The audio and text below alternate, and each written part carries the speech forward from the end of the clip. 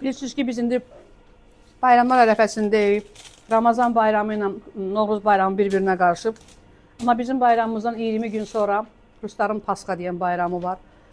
Bu da Pasxalni Kluçdir. Yəni, bu da onların şəkərbura paxlavasıdır.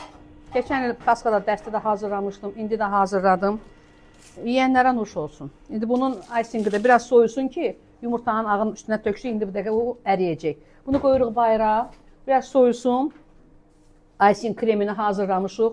Onu da eləyəcəyik, çəkəcəyik üstünə və üstündə dekor eləyəcəyik. Bu da qat-qat xəmirdəndir. İndi kağızını heyf ki, kəsə bilmirəm, kəsə bilərəm.